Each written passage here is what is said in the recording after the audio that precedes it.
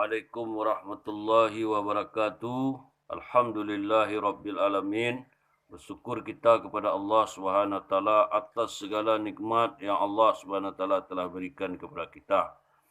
Hari ini kita akan bacakan satu kisah hikayah para sahabat. Sebelum dibacakan kisah ini, jangan lupa di-subscribe dan di-like konten ini. Perasaan takut kepada Allah Azza wa Jalla. Rasa takut Hanzalah radhiyallahu anhu terhadap sifat munafik. Hanzalah radhiyallahu anhu bercerita, suatu hari kami menghadiri majlis Rasulullah SAW. Beliau memberikan nasihat kepada kami. Nasihat itu membuat hati kami lembut sehingga kami menangis bercucuran air mata, seolah-olah kami melihat surga dan neraka seperti yang diceritakan oleh beliau. Sepulangnya dari majlis Rasulullah SAW, saya kembali ke rumah menemui anak isteri saya, lalu bercanda dengan anak-anak saya dan bercumbu dengan isteri saya. Kemudian kami mulai membicarakan masalah keduniaan. Suasana di rumah berbeda sekali dengan suasana di majlis Rasulullah SAW. Jika tadi saya merasa takut, tetapi kini saya merasa gembira. Tiba-tiba saya berkata dalam hati, Hanzalah, engkau kini telah menjadi munafik.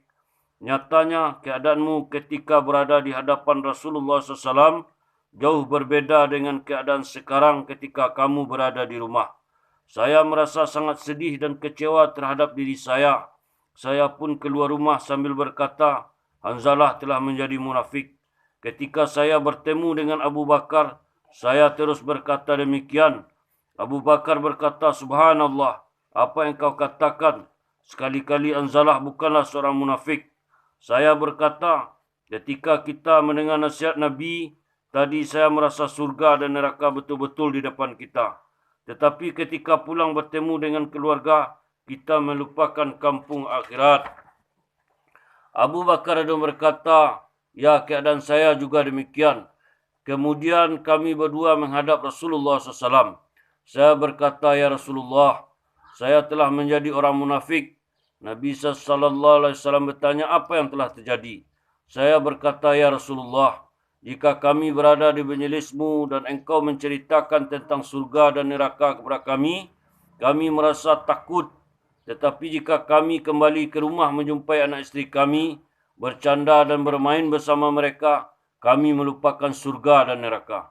Mendengar penjelasan saya, Nabi SAW bersabda, demi Allah yang jiwaku ada di tangannya, jika setiap saat keadaanmu seperti ketika berada di dekat saya, niscaya para malaikat akan turun mengucapkan salam kepadamu di tempat tidurmu dan ketika kamu sedang berjalan.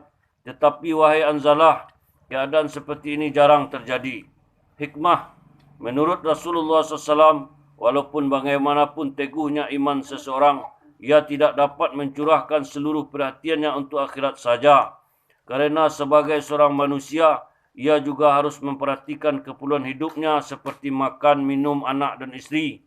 Walaupun ada manusia yang setiap saat selalu mengingat kampung akhirat, tetapi jumlahnya sangat sedikit. Tetapi yang perlu kita renungkan dari kisah di atas adalah sikap para sahabat dalam memikirkan agama. Sedikit saja bergeser dari yang dinasihati oleh Rasulullah SAW, mereka merasa bahawa dirinya telah menjadi munafik. Dikatakan bahawa kita cinta terhadap suatu hal apabila setiap saat dengan beribu cara kita selalu memikirkan hal itu. Apabila kita mencintai anak kita dan dia sedang melakukan perjalanan, maka kita akan selalu menanyakan dan memikirkannya. Apabila kita mengetahui bahawa di tempat yang dituju telah terkena wabah atau bencana, pasti kita akan selalu mengirim surat untuk menanyakan keadaannya. Alhamdulillah, telah sama kita dengar dan kita bacakan satu buah kisah tentang perasaan takut kepada Allah Subhanahu wa taala. Jadi apa-apa yang kita dengar, apa yang kita baca, kita jadikan itibak bagi diri kita dan mendamah ketaatan kita kepada Allah Subhanahu wa taala dan Rasulnya. Kita tutup majlis dengan doa kepada majlis. Subhanallah bihamdihi, subhanaka Allah bihamdika, asyhadu an la ilaha illa anta, astaghfiruka wa atubu ilaik. Assalamualaikum warahmatullahi wabarakatuh.